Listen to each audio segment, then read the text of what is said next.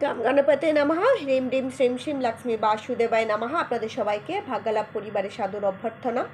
আমাদের কাছে হামেশাই যে প্রশ্নটি আছে যে যখন মৃত্যু ঔষধ চলে, আমরা বলি ওষুধ চলছে, তখন হবিষ্যিতে কী কী খাওয়া যায়, কী কী গ্রহণ করা যায়।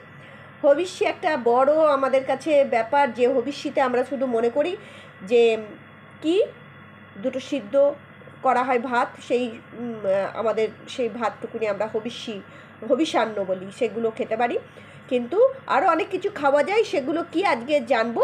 আর একটা কথা বলে রাখি, এগুলো সবই কিন্তু গ্রহণ করতে পারেন, একদম শাস্ত্রসম্মত আপনাদেরকে ধারণা দিচ্ছি। প্রথমে বলবো আতপ তণ্ডুল অর্থাৎ আতপ চাল গ্রহণ করতে পারেন, খই গ্রহণ করতে পারেন, আর কাঁচা মুগও গ্রহণ করতে পারেন, তিল। এবারে বলবেন যে সাদা তিল ছাড়াও বাজারে যে তিল পাওয়া যায়, আর একটা তিল আছে খোসা সমেত, সেটাও কোনো অসুবিধা নেই। জব গ্রহণ করতে পারেন, মটর, আচ্ছা বেতো শাক যেটাকে বলা হয় বাস্তুক, বেতো শাক গ্রহণ করতে পারেন। হিঞ্চা অর্থাৎ হিলেঞ্চা শাক যেটাকে বলি, সেটা আপনারা গ্রহণ করতে পারেন। যে কোনো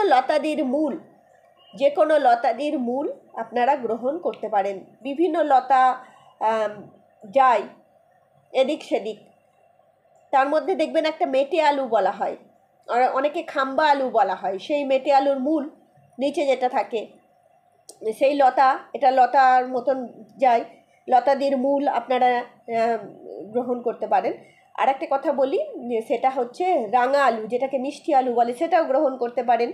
সন্দব লবণ গ্রহণ করতে পারেন, আর একটা কর্কচ লবণ বলে আছে, সে কর্কচ লবণও গ্রহণ করতে পারেন। গব্য দুধ অর্থাৎ গোমাতা থেকে প্রাপ্ত দুধ আপনারা গ্রহণ করতে পারেন, কিন্তু কন্ডিশন একটা, সেটা শর্ট তোলা হবে না, শর্ট যুক্ত হতে হবে। শর্তলা গোমাতার দুধ নিতে পারেন, মোষের দুধ, ছাগলের দুধ কিন্তু চলবে না। আর আরও কার দুধ হয়, উটের দুধ হয়, অনেকে খায়, ভেড়ার দুধ, এসব চলবে না। আর গব্য দধি মানে হচ্ছে আপনার গোমাতার দুধ থেকে পাওয়া দই, এই দইও আপনারা গ্রহণ করতে পারেন। এবারে প্রশ্ন আসবে মিষ্টি দই না টক দই, সেটা আপনার ইচ্ছা মতন। আর গব্যঘৃত এটা সবাই জানে, কেননা ঘি দিয়েই সবাই হবিষান্ন গ্রহণ করে। গব্যঘৃত, এখানে কিন্তু পরিষ্কার লেখা আছে, দেখুন, মোষের দুধের থেকে প্রাপ্ত ঘি দিয়ে কিন্তু করলে হবে না, গব্যঘৃতই হতে হবে, গোমাতার থেকেই কিন্তু প্রাপ্ত ঘি হলেই কিন্তু হবে।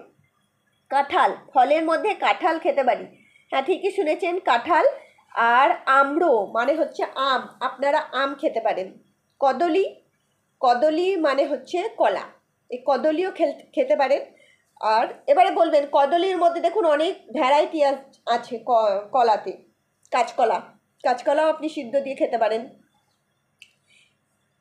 হবিষান্নতে খায় মানুষে।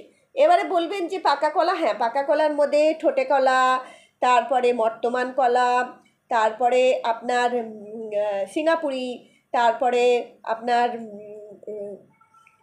কাঁঠালি কলা, আরও কত রকমের কলা আছে, বিভিন্ন জায়গায় বিভিন্ন নাম, সমস্ত কিছু আপনি গ্রহণ করতে পারেন, কোনো অসুবিধা নেই। লবণী বা নোড় বলে একটি জিনিস আছে, সেটিও গ্রহণ করতে পারেন। আমলকি, হ্যাঁ আমলকি আপনি গ্রহণ করতে পারেন, তবে কাঁচা আমলকির কথাই কিন্তু বলা হয়েছে, অর্থাৎ আমলকি মোরব্বা বা কিছু এইসব না, আমলকি যেটা বাজারে কিনতে পাওয়া যায়, সে আমলকি আপনি গ্রহণ করতে পারেন। আপনি হরিতকিও গ্রহণ করতে পারেন, কোনো অসুবিধা নেই। জিরা, সাদা যে জিরে, সেটিও আপনি গ্রহণ করতে পারেন। তেঁতুল, এবারে কাঁচা বা পাকা দুটোই আপনি গ্রহণ করতে পারেন, কোনো অসুবিধা নেই। ইক্ষু মানে হচ্ছে আখ আপনি গ্রহণ করতে পারেন। আপনি আখটাকে কিভাবে গ্রহণ করবেন সেটি আপনার ব্যাপার, আপনি দাঁতে করে ছিঁড়ে খাবেন, না আপনি রস বানিয়ে খাবেন, সেটা আপনার ব্যাপার। ইক্ষুর চিনি, দেখুন এখানে বলা হয়েছে আখের থেকে প্রাপ্ত চিনি, কিন্তু গুড় খাওয়া যাবে না, আখের থেকে প্রাপ্ত চিনি আপনি গ্রহণ করতে পারেন। এই সমস্তগুলো বললাম, এগুলো সমস্ত হবিষ্যির মধ্যে পড়ে, তাই হবিষ্যি নিয়ে আর কোনো অসুবিধা থাকার কোনো নিশ্চয়ই কারণ নেই। এগুলো বুঝতে পেরে গেলেন যে হবিষ্যি আপনারা এগুলো কি, এইগুলো আপনারা গ্রহণ করতে পারেন, কোনো অসুবিধা নেই, নির্দ্বিধায় গ্রহণ করবেন। কেননা জীবনে সবারই জীবনে আসবে, কারো না কারো জীবনে আসবেই এই ঘটনা, কেননা জন্ম মৃত্যু নিয়েই আমাদের জীবন। তাই যদি জানা থাকে কোনো অসুবিধা হবে না, আপনারা এটি গ্রহণ করুন এবং ভালো থাকুন, সুস্থ থাকুন ঈশ্বরের কৃপা নিয়ে এবং আপনার পূর্বপুরুষদের কৃপা নিয়ে আপনারা আপনাদের আগামী জীবন সুন্দর করে তুলুন, এই কামনায় করব। ভালো থাকবেন। হরি ওম।